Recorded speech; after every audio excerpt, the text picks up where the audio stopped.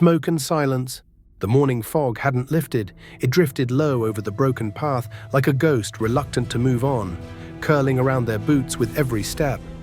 Wet leaves squelched beneath worn soles, and the trees loomed tall and heavy with moisture, their branches dripping as if the woods themselves had sweat through the night. Birdsong filled the air, shrill and frantic, as if the creatures of the wild knew what had happened beneath the canopy only hours before. Callen walked with a slight limp, his makeshift pole weapon resting across his shoulders. The wooden shaft was blood-stained and split near one end, but it had held, barely. He glanced sideways at Ryder, who moved ahead without a word, eyes fixed forward. The man's sleeveless torso was streaked with dried demon blood and dirt, and the air of silence around him was thicker than the fog. Callen cleared his throat. "Do you always fight like that?" he asked, a faint grin tugging at the corner of his mouth. "Or was that just you showing off?" Ryder didn't respond, didn't flinch, just kept walking, shoulders tense but steady, the weight of his blade across his back, like it belonged there more than he did. "Right," Callen muttered to himself. "Strong, silent type. Thought so."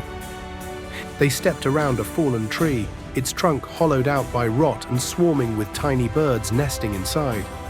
A pair of deer darted across a clearing in the distance, their hooves barely making a sound as they vanished into the trees.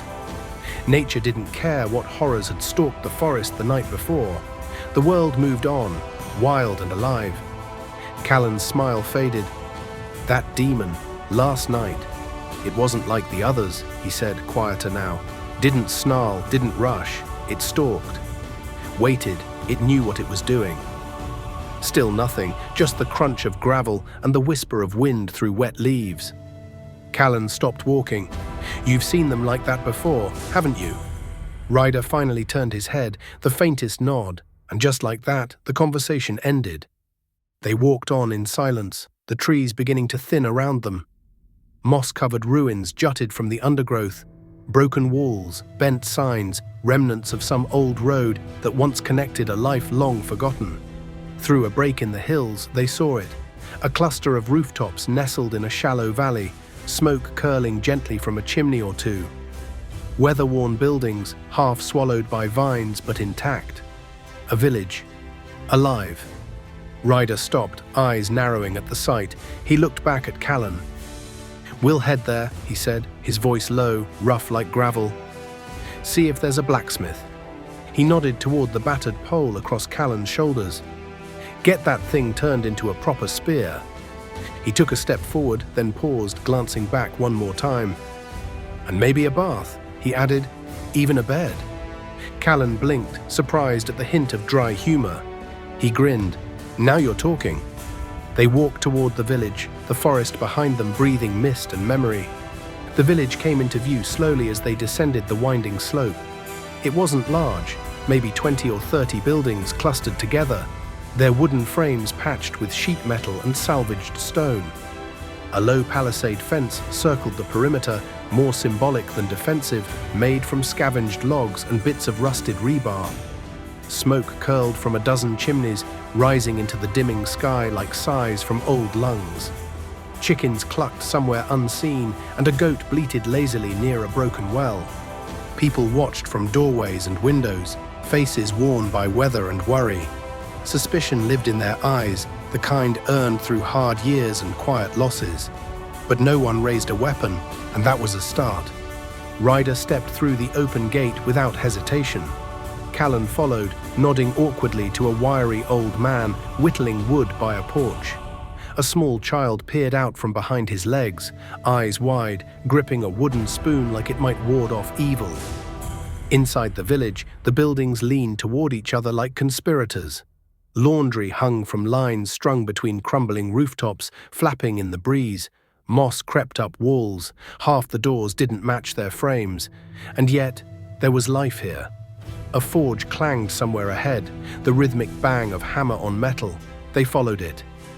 The blacksmith was a broad-shouldered woman with arms like tree trunks and a soot-covered face. Her apron was stitched from demon hide, black and tough, and her forge glowed with a stubborn red heat. She didn't stop working as they approached. "If you're here to cause trouble, do it fast," she said without looking up. "I've got steel to beat." Ryder dropped the broken pole weapon on her work table. She paused. Callen smiled nervously. "Think you can make that into a proper spear?" She finally looked up, eyes sharp beneath tangled grey hair. Her gaze flicked from the weapon to Ryder and lingered. "I can. Question is, can you afford it?" Ryder reached into his pouch and dropped 3 small items onto the table. A silver ring, a gear from some old-world machine, and a tooth from the night demon. The blacksmith stared at the tooth for a long moment. Then she nodded once. "Give me a few hours," she said, and shoved the pieces into her apron. Later, they were given a room above the town's only tavern, a creaky place with uneven floors, a bar carved from an old church pew, and ale that tasted faintly of bark. The bath was little more than a tin basin and a kettle of boiled water, but it worked.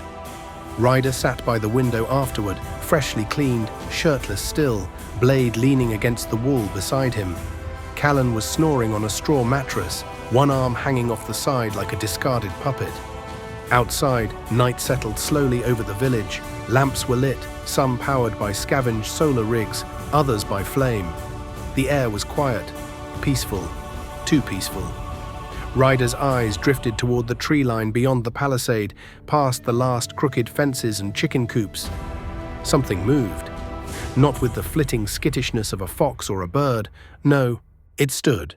Tall, still, barely visible in the shadows where moonlight didn't touch.